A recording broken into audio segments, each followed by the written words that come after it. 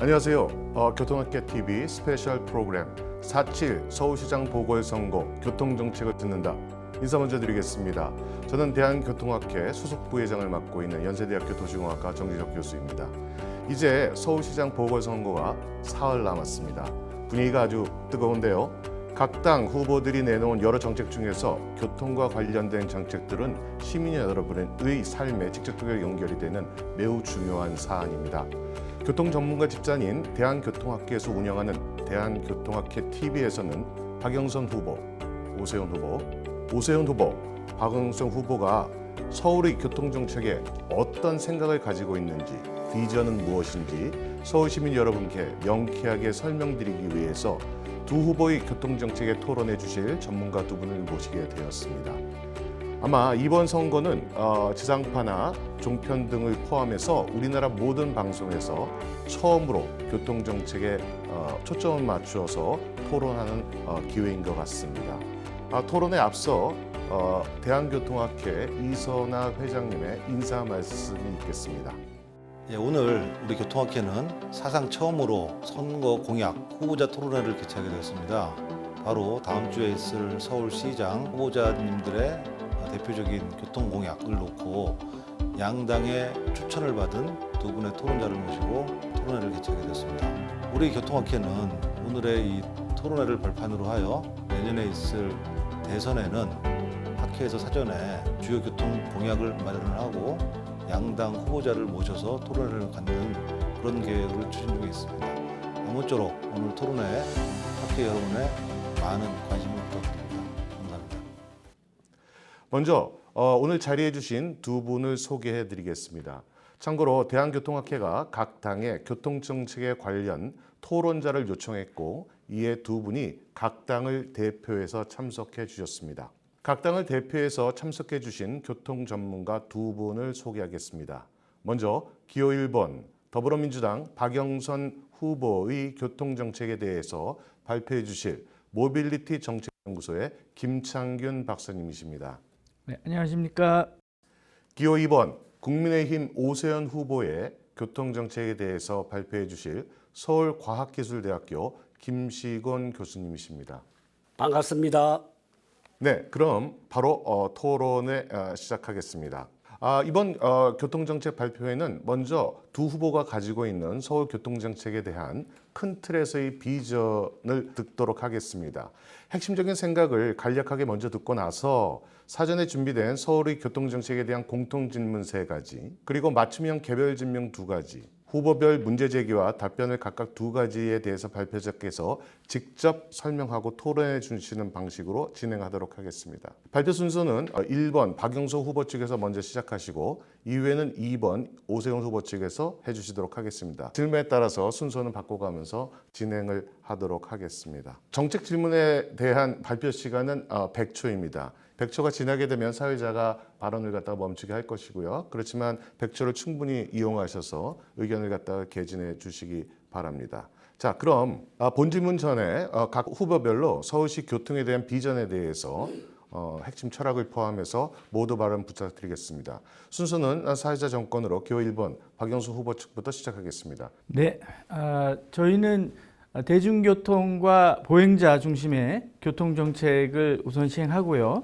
그다음에 녹색과 디지털 중심의 교통정책을 아울러서 시행하도록 하겠습니다. 저희 이제 2가지로 단기, 중장기로 구분을 했는데요. 단기 정책으로는 이제 먼저 이제 21개 권역에 대해서 스마트 모빌리티 허브를 만들고 그 안에 여러 가지 그 교통수단들의 연계 환승을 통해서 시민의 반역할을 하도록 하고요. 두 번째 이제 대중교통 혁신을 하는데 앞으로 천년은 대중교통 시대라는 자세로 국민의 시민의 이동을 책임지도록 하고요. 세 번째는 시민 맞춤형 녹색교통인데요. 기존 시설물을 최대한 활용해서 그 교통 문제를 해결하려고 하고요. 네 번째는 주차 정책입니다. 지금 주차 전쟁을 해소하는 차원에서 새로운 그런 그 기술들과 정책을 시행하고 그다음에 이제 첨단 교통도 도입을 하고요. 중장기 정책으로는 경부고속도로 한남 양재 구간의 지하화 문제, 소외된 시민들을 위해서 경전철도 계속해서 추진을 하고 여러 가지 중장기적인 그런 문제들에 대해서 정책을 시행해 나가도록 하겠습니다. 계속해서 기호의원 국민의힘 오세훈 후보 측의 김시곤 교수님께서 모두 발언해 주시겠습니다. 네, 오세훈 후보는 세 가지 교통 정책 목표를 설정했습니다. 첫째, 직장인의 출퇴근 시간을 반으로 줄이겠습니다. 강남, 강북 교통 격차를 없애겠습니다. 세 번째, 대중교통을 획기적으로 개선하여 미세먼지를 줄이겠습니다. 직장인의 출퇴근 시간을 반으로 줄이기 위해서 우선 사통팔달의 지하 고속도로망 건설을 추진하겠습니다. 두 번째, 도시철도를 급행화하고 지상철을 지하화하겠습니다. 세 번째, 서울 진입구에 복합환센터를 구축하여 직행버스와 환승버스를 구분하여 서울 시내에서는 버스 전용 차로에 교통체증이 없도록 하겠습니다. 네 번째, 차세대 지능 교통형 시스템을 도입을 해서 좀 더 안전하고 혼잡이 없는 서울시를 만들도록 하겠습니다. 두 번째 목표인 강남, 강북 교통 격차를 없애기 위해서 우선 교통 소외 지역에 철도와 지하도로를 추진하겠습니다. 두 번째, GTX역을 추가하고 KTX 동시 운행을 추진하겠습니다. 그리고 주거지역 및 재래시장 주변에 주차장을 설치하겠습니다. 세 번째, 대중교통을 획기적으로 개선하는 방안으로는 친환경 교통수단을 보급하고 도심항공 택시를 시범적으로 추진하고 다양한 교통수단을 활성화하겠습니다. 네, 감사합니다. 자, 그럼 지금부터 본격적인 정책 발표의 토론에 들어가도록 하겠습니다. 먼저 첫 번째 주제입니다. 지금 두 후보 측에서 굉장히 앰비셔스한 그 공약들을 갖다가 여러 제시해 주셨는데요. 향후 서울시의 도시철도 관련된 질문이 첫 번째 질문이 되겠습니다. 두 후보 모두 철도 관련 정책이 아주 중요한 정책으로 지금 대두되고 있습니다. 그렇지만 두 후보의 세부 정책에는 좀 차이를 보이는 것 같습니다. 2020년 국토교통부에서는 제2차 서울도시철도망 구축 계획을 확정했는데요. 각 후보 공약과 도시철도망 구축 계획과의 연계성과 그다음에 각 후보들이 제시하고 있는 도시철도의 계획과의 어떤 정합성이라든지 특이성에 대해서 말씀해 주시기 바랍니다. 먼저 기호 2번 김시곤 교수님께서 먼저 말씀해 주시기 바랍니다. 네, 오세훈 후보가 서울시장으로 재임한 기간은 2006년에서 2010년입니다. 서울도시철도 1차 도시철도 기본계획 수립이 2008년에 됐습니다. 그 이후 이제 12년이 흘러가고 있습니다만 이때까지 추진돼서 개통된 사업은 우이 신설선 하나만 있습니다. 그래서 저희 국민의힘에서는 잃어버린 10년이라고 생각을 하고 있습니다. 특히 교통 부분에 대해서. 그래서 우선 시작은 안 했지만은 확정돼 있는 거는 조기 착공을 하자는 게 두 번째 취지입니다. 그 다음에 이게 추가해서 새로운 계획을 넣은 게 철도 소외 지역에 도시철도를 추가하는 겁니다. 그게 대표적인 게 난곡선 연장이 되겠습니다. 그 다음에 광역철도도 필요합니다. 서울시 시민이 서울시만 왔다 갔다 하는 게 아니기 때문에 그래서 광역철도도 국토교통부와 협의해서 신분당선 북부 연장 사업이라든지 수서 용인 사업이라든지 통일로 지하 고속도로 사업을 진행하고자 약속을 했습니다. 마지막으로 GTX역을 추가하도록 하겠습니다. GTX역은 왕십리역, 시청역, 동대문역, 그 다음에 도봉산역입니다. 네, 감사합니다. 같은 질문으로 우리 김창균 박사님께서 답변해 주시기 바랍니다. 네네. 금방 그 2020년 국토부에서 서울시 철도교통망 계획과 이제 연계성을 말씀하셨는데 저희는 이렇게 보고 있습니다. 이제 서울시 내부의 철도들이 서울시만의 그 문제가 아니고 수도권 전체하고 연결되는 그 철도 네트워크가 이제 구성이 되기 때문에 전체를 좀 보는 그런 차원에서 이제 그 정책을 준비해야겠다를 보는데 지금 이제 GTX, SRT나 KTX가 지금 8군데 지금 서울 시내 이제 연계 환승이 되게 돼 있는데요. 거기에 이제 사실 예산 문제하고 수요 문제 이런 것들이 이제 중요하고 우선순위 정하는 것들이 앞으로는 이슈가 될 것 같고요. 제가 아까 말씀드린 이제 지하 문제는 사실 그동안의 그 소음이나 분진이나 진동이나 경관 등 그런 민원들을 해소하는 그런 차원과 녹지화 사업, 이제 부동산 문제도 같이 가는 그런 차원에서 분명히 필요한 사업이라고 저들은 생각을 하고 있고요. 그다음에 이제 서북부 지역이 굉장히 소외된 지역인데 은평지구 쪽에 GTX하고 연계 공유 문제, 노선을 공유하는 신분당선을 연장해가지고 이런 문제들도 시급하게 철도 연계망 차원에서 해야 되고요. 그럼으로써 이제 신분당선 같은 경우는 이제 광교서부터 은평구까지 일산까지 가게 되는 그런 그 노선이고요. 경전철은 뭐 아시다시피 이제 소외 지역과 미개발 지역에 대해서 개발하는 차원에서 해야 되고 향후에 이제 잠재 수요나 전환 수요들을 면밀하게 검토를 하고 장래 개발 계획을 해서 우리 계획을 이제 세워 나가겠다 이렇게 말씀드릴 수 있습니다.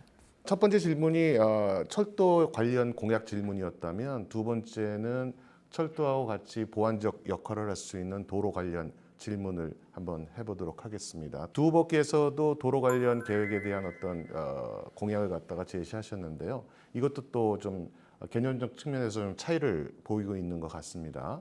각 후보들이 도로 계획의 정책 목표와 공약의 연계성에 대해서 한번 포괄적으로 좀 말씀을 해주셨으면 좋겠습니다.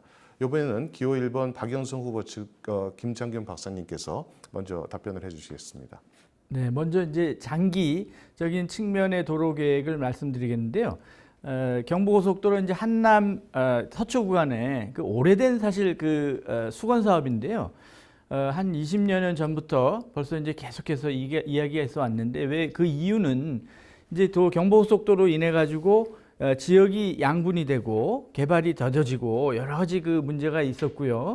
그리고 이제 잘 아시다시피 한남 구간서부터 우리가 경부고속도로 이제 하행을 할 때 굉장히 그 혼잡이 거기서 많아가지고 문제가 지금 해결될 기미가 보이지 않고 있어서 이제 두 마리 토끼를 잡는 차원에서 그 지상 구간을 녹지화하고 반은 이제 또 그 부동산을 해가지고 개발도 하고 그 지하는 뭐 상행선 하행선을 층고를 둬가지고 좀 혼잡을 또 완화하고 또 버스도에게도 이제 우선권을 주고 그래서 굉장히 지상 지하를 원활하게 모두 사용하는 그런 그 계획이라고 보시면 되고요.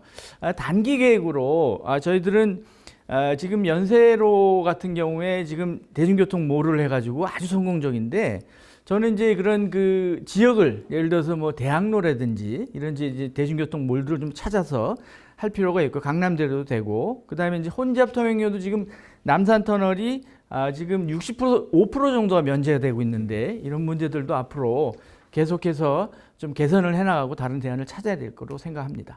다음은 기호 2번 오세훈 후보 측의 김지곤 교수님께서 답변해 주시겠습니다. 네, 앞으로 철도 건설 사업을 특히 경전철 건설 사업을 많이 제안하고 있지만 철도로서 모든 문제를 해결할 수 없다는 것은 모든 전문가가 인식하고 있습니다.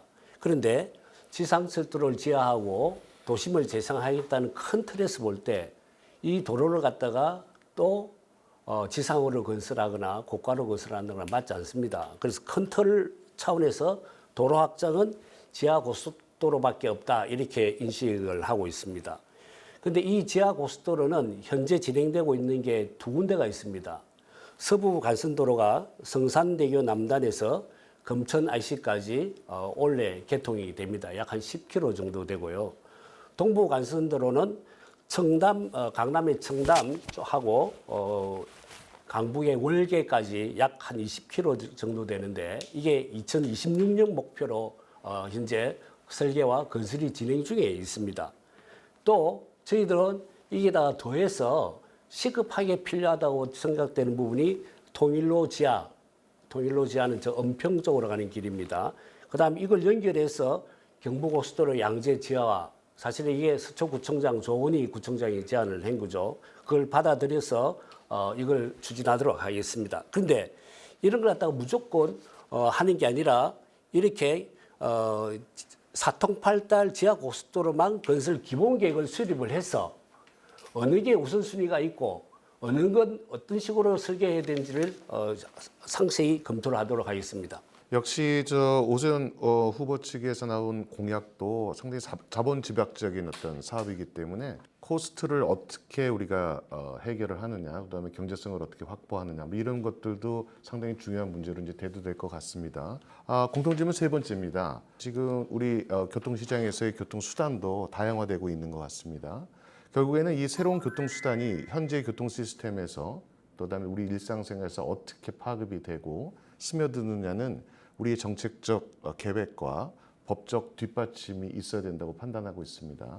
근데 현재 전문가들이 판단할 때는 정책적 법적 뒷받침이 매우 부족하다는 지적들이 많습니다. 이에 대한 각 후보 측의 생각들은 어떤지 한번 들어보도록 하겠습니다. 이번에는 순서는 오세훈 후보 측의 김시훈 교수님부터 먼저 말씀해 주시기 바랍니다. 예, 오세훈 후보의 세 번째 교통정책 목표가 다양한 대중교통수단을 활용을 해서 미세먼지를 없애는 겁니다. 이런 새로운 교통수단이 들었으면 세 가지 문제가 항상 대두가 됩니다. 첫 번째가 비용입니다. 왜냐하면 대량 생산이 되지 않기 때문에 소비자가 처음에는 없기 때문에 차량의 가격이 굉장히 높습니다. 이게 수소 차량만 하더라도 디젤 차량이 버스가 1억 2억이면은 수소 차량은 4억 5억이 가는 거거든요. 그러면 결국 그 차이만 치면 정부에서 보조를 해줘야만이 이게 활성화되지 않겠습니까? 근데 이걸 국가나 지자체가 해야 되는데 다 지자체도 혜택을 보니까 저는 한 7대3 정도로 해서 비용을 지원하는 게 맞다고 봅니다. 그렇게 계속 하다 보면은 다시 이제 디젤 버스의 차량 가격이 될 거라고 봅니다. 두 번째는 충전 문제입니다. 수소 차량이나 전기 차량이나 다 충전해야 되는데 세 가지입니다. 충전 시간이 짧아야 되고 충전 장소가 많아야 되고 그다음에 한번 충전하면 사용한 시간이 많아야 되는데 이 부분에 대한 좀 연구 지원이 좀 필요하다고 봅니다. 세 번째는 안전을 위해서는 규제가 필요합니다. 우리 개인 수단 교통 퍼스널 모빌리티 때문에 저도 가끔 깜짝깜짝 놀랐는데 몇 번 다칠 뻔했습니다. 이런 부분은 규제가 좀 필요하고 비행과 자전거가 공용하게 써야 하고 주차소에서도 넣어가지고 지금은 굉장히 길거리에 어지러워지는데 이것도 정비하고 이런 제도가 필요하다고 판단합니다. 말씀 잘 들었습니다. 이어서 우리 박영선 후보 측의 김창균 박사님께서 답변해 주시겠습니다. 네네. 피해 문제가 굉장히 앞으로 그 교통에서 중요한 이슈로 대두될 거로 저도 믿고 있는데요. 저는 이제 그 피해 문제 관련해서 이런 얘기를 해보고 싶은 게 21분 도시로 이제 우리 측에서는 제시를 했는데 21분 도시가 왜 21분 도시냐. 그래서 저도 처음에 좀 의아했는데 이제 21개 권역으로 구분해가지고 내부 통행을 21분으로 거기서 하자는 거거든요. 실질적으로 그 안에 그래서 제가 가만히 생각해봤더니 권역별로 강남, 강북, 지역별로 다 특성이 다르니까 교통 특성이 다르니까 거기에다가 교통 허브 센터를 하나 만들어가지고 그 안에다가 이제 그 우리가 뭐 전기차, 수소차 충전소, 자전거 센터 그래서 주민과 소통하는 그런 역할도 하는 작은 터미널이 이제 되고 마을버스가 지금 굉장히 좀 어려움이 많은데 거기다 이제 마을버스 이제 이제 터미널식으로 이제 만들고 그걸 벌집 모양으로 해갖고 이렇게 네트워크를 만들면 사람들이 거기를 중심으로 해가지고 움직이면서 되는데 이제 PM 같은 경우는 안전이 큰 문제가 되는 게 노인들과 이제 그 젊은 층의 그 갈등도 이제 거기서 발생될 수 있기 때문에 이제 조례는 당연히 안전 측면에서 이제 제정을 바로 해야 되고요. 그래서 안전하게 갈 수 있는 그런 이 상충을 줄인다든지 경로를 안전하게만 시설을 만든다든지 이런 문제들에 대해서 아까 말씀드린 교통센터 허브를 바탕으로 해가지고 벌집 모형으로 이제 경로를 만들고 이렇게 하면은 굉장히 그 시민들 편에서는 좋은 여건이 될 거라고 봅니다. 두 분 말씀 감사드리고요. 여기까지 서울시장 후보 두 분에 대한 교통정책에 대한 공통 질문 세 가지를 드렸고 답변을 들었습니다. 각 후보자들에게 드리는 맞춤형 개별 질문 시간입니다. 두 가지 질문을 각각 준비했습니다. 이들 질문은 제가 선거관리위원회에 등록된 공약을 중심으로 해서 만든 질문이라는 점 상기시켜 드립니다.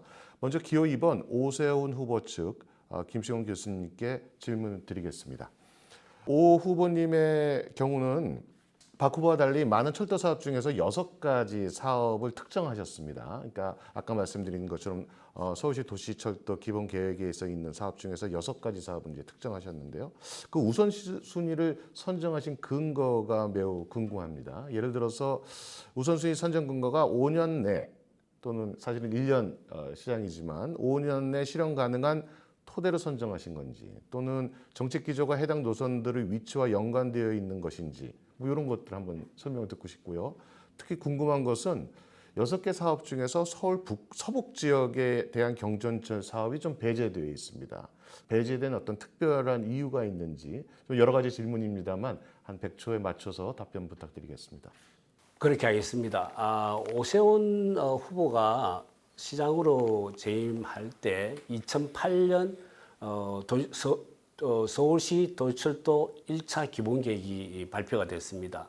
그때 기본적인 취지가 강북과 서부 지역에 경전철을 많이 건설해서 강남북 교통 격차를 줄이겠다는 취지로 만들어졌습니다. 그런데 이 중에 딱 한 가지 사업만 지금 개통되어 있는데 그게 우이신설선입니다. 그러다가 한 4개월 전에 서울시 2차 도시철도 기본계획이 이제 발표가 됐습니다.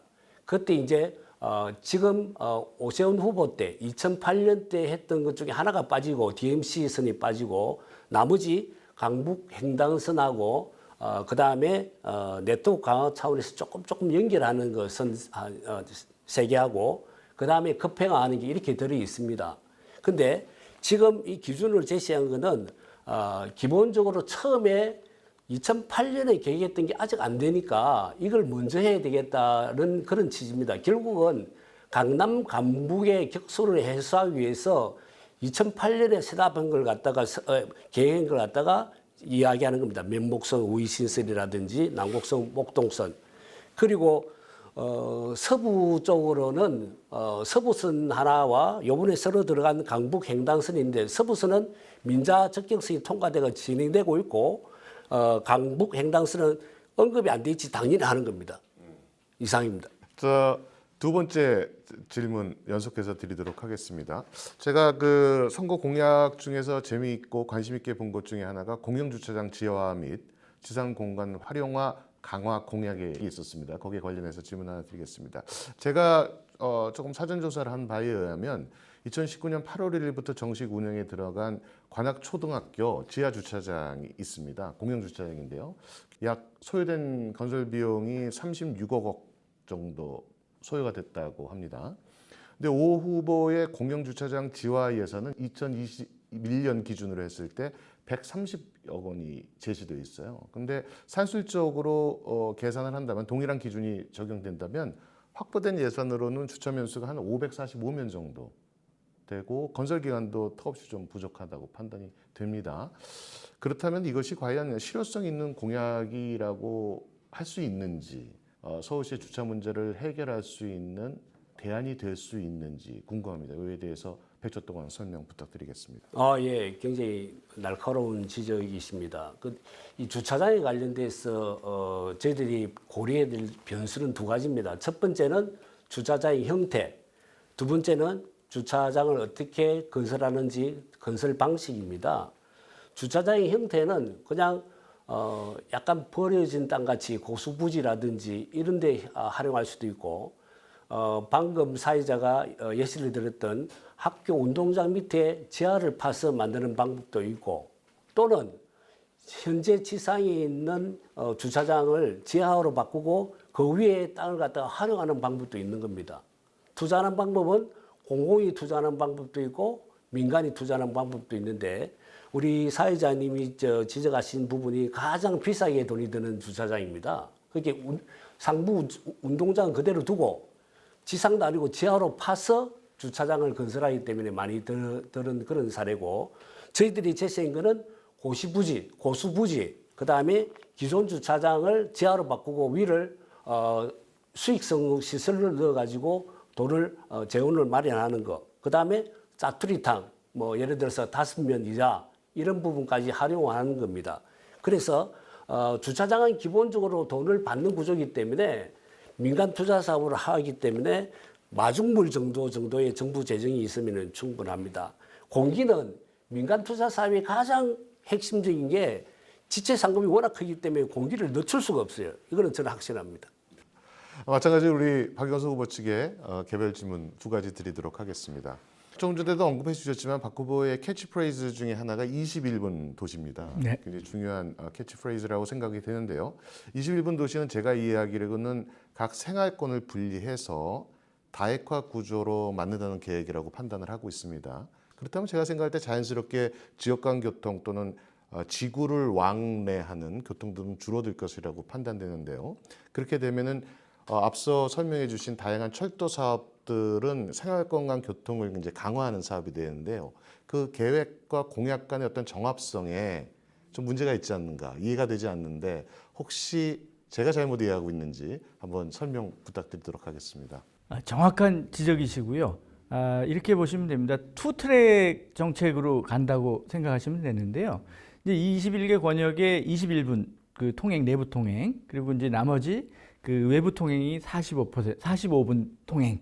그래서 이제 마침 또 21개 권역 자치구 이제 내부 외부 통행을 보면 반반 정도 되거든요, 지금.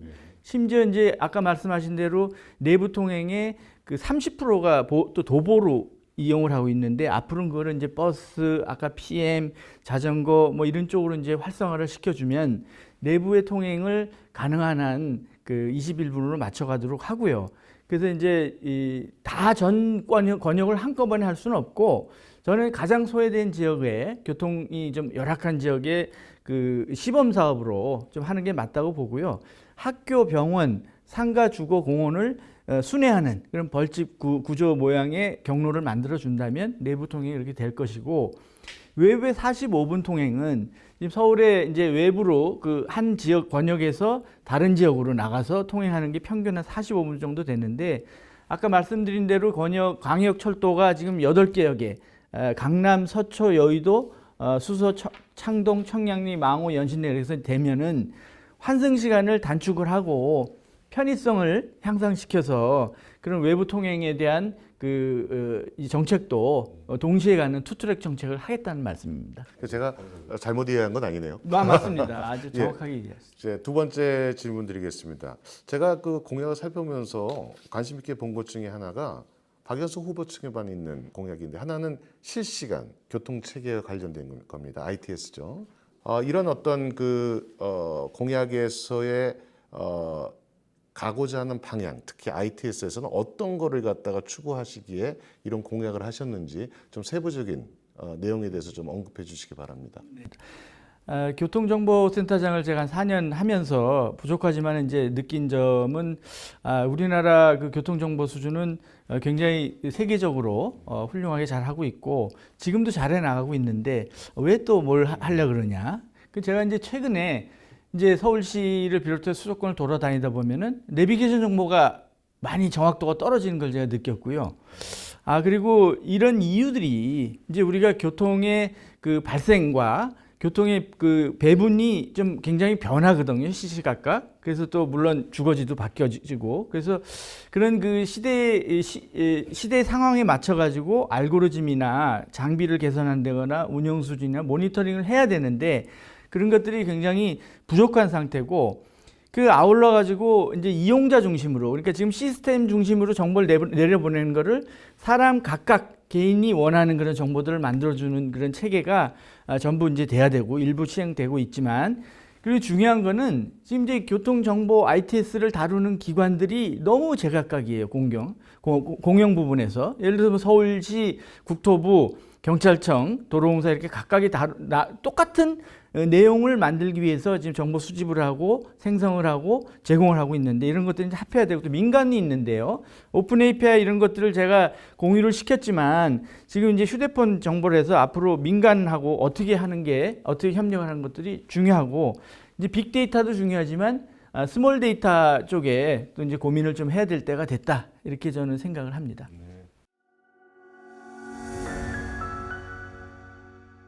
다음으로 상대방 후보 교통 정책에 대한 문제를 제기하고 답변해 주시는 순서가 되겠습니다. 문제 제기는 약 한 40초 정도, 답변은 한 100초 정도로 답변을 해주시면 되겠습니다. 순서는 여태까지 순서에 따라서 오버 측 김시곤 교수님께서 먼저 문제를 해주시고 그다음에 우리 김창균 박사님께서 100초 동안 답변해 주시도록 하겠습니다. 네. 저는 두 번째 공약에 굉장히 관심이 있습니다. 두 번째 공약이 대중교통 혁신인데 우리나라 현실은 지금 대중교통 요금이 수송 원가에 못 미치고 있습니다. 그러다 보니까 대중교통 수단 분담률을 올리면 올릴수록 적자가 더 커지는 구조예요. 그래서 한 10년 전에 서울시의 대중교통 적자비가 한 9천억 정도 됐는데 지금 1조가 넘었습니다.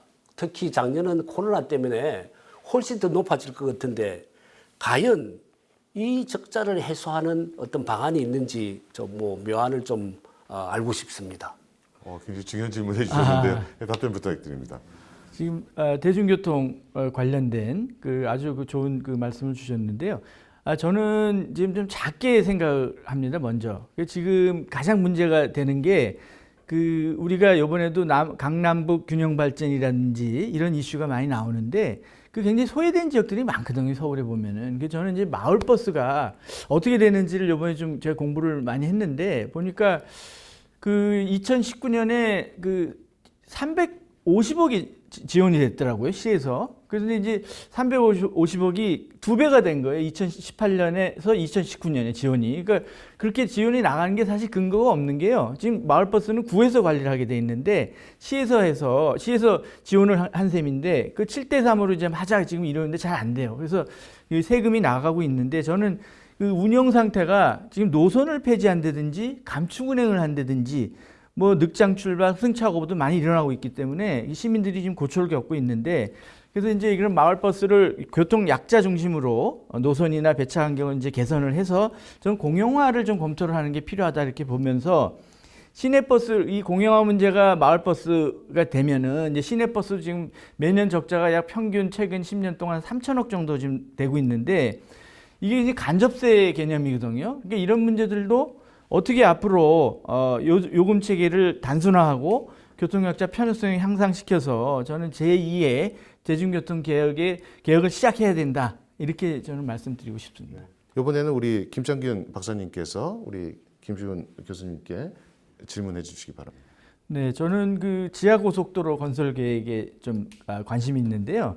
우리 김 교수님이 말씀하신 게 지금 이제 밑에 뭐 이렇게 여러 가지 모양으로 십자형을 만들든지 지하로 도로를 할 때 사실 한 10년 전에 그 몬트리올을 이제 그 오 후보님이 방문을 하셔갖고 시장 하실 때 그 하다가 지금 이제 좀 무산이 됐습니다. 그래서 이제 그 무산된 그 배경이 과연 안전할까?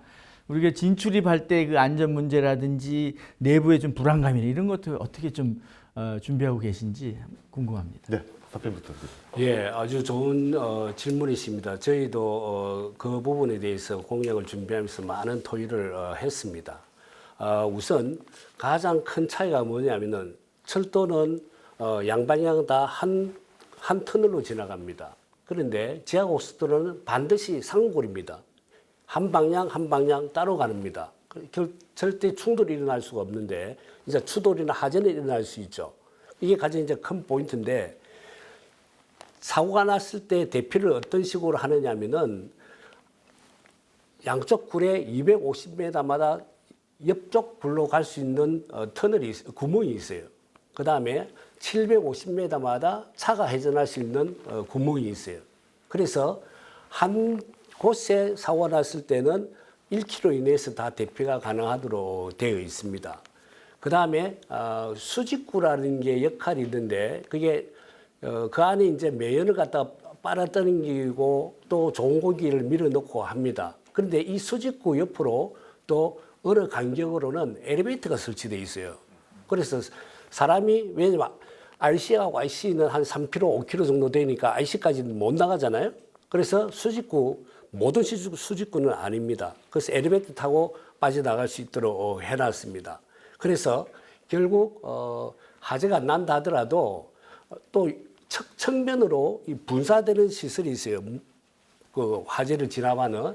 그렇기 때문에 방제 시설이 10년 전부터 훨씬 좋아지가 현재 서부간선 들어가고 동부간선 들어가고 건설을 하고 있는 수준이기 때문에 걱정 안 하셔도 될 것 같습니다. 자, 그럼 두 번째 질문을 진행하도록 하겠습니다. 김시근 교수님께서 질문해 주시기 바랍니다. 네, 그 공약 4번에 저는 또 관심이 있습니다. 주차 전쟁 해소 정책인데 저희들도 이걸 많이 고민했는데 제 질문은 도심 같은 지역에는 딱 한정된 지역입니다. 토지 이용할 수 있는 게 아주 고밀로 개발되어 있고 인구 밀도가 높은 지역인데 이런 지역에서 주차장을 어떻게 확보할 수 있을까? 그리고 앱 카드를 활용해서 주차 전쟁을 해소한다는데 이 공간과 앱 카드를 활용했을 때 어떻게 해서 주차 전쟁이 해소되는지 그게 궁금합니다. 네, 답변 부탁드립니다. 네, 먼저 저는 이제 이 주차 때문에 요새 운전대 잡기가 힘들 정도로 주차 공급도 공간도 부족하고 주차가 많이 불편한데요. 제가 한 10년 전에 그 싱가포르의 그 글로벌 회사에서 근무를 할 때 느꼈던 게 있는데요. 아니 싱가포르에는 그 당시만 해도 10년 전이니까 그 IT 기술이 이렇게 많이 발달을 안 했는데 하나의 이 정액 카드를 차 앞에 꽂아 놓고 모든 주차장에 그 카드가 다 읽어가지고 전혀 내리거나 타거나 다시 하는 그런 불편 없이 거의 모든 그런 그 주차장이 그거로 해서 우리는 왜 안 될까 고민을 했었는데 전 이번에 그 앱카드라는 거를 생각한 게 뭐냐, 앱카드 다른 게 아니고요. 카카오페이, 무슨 네이버페이 이런 것처럼 내가 어디 딴 데 가서 결제를 새롭게 안 해도 돈이 저절로 빠져나가는 거거든요. 그래서 이제 그런 시스템을 실질적으로 지금 서울시에서 하고 있어요. 지각 없는 주차장. 그래서 제가 이제 그런 거를 공영뿐만 아니라 민간까지 확장해서 시행을 하면 훨씬 더 편리성이 높아질 거를 보고요. 두 번째 이제 공급인데 저는 공급이 워낙 비싸기 때문에 노상을 좀 이용해서 지금 오래된 미국에서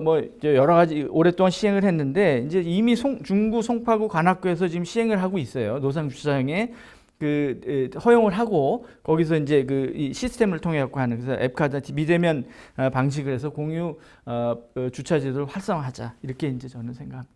네, 김창균 박사님께서 우리 김시근 교수님께 마지막 질문. 네네, 우리 김 교수님이 이제 우리나라 최고의 철도 전문가시기 때문에 우리 지하와 관련해서도 이제 공약이 겹치는 부분이 있는데요.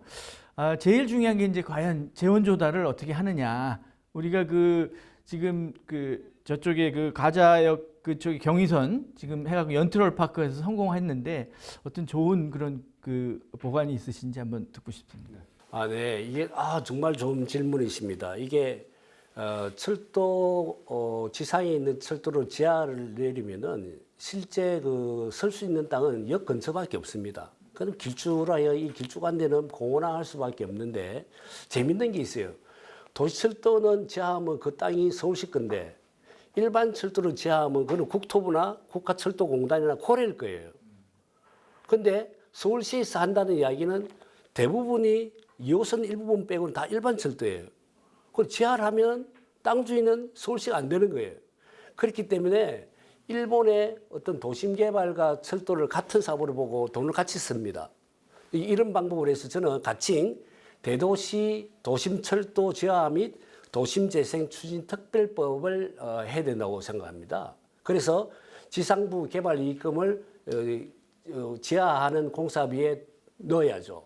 근데 이 법이 갑자기 만들자는 게 아니고 현재 국회에 올라가 있는 법입니다.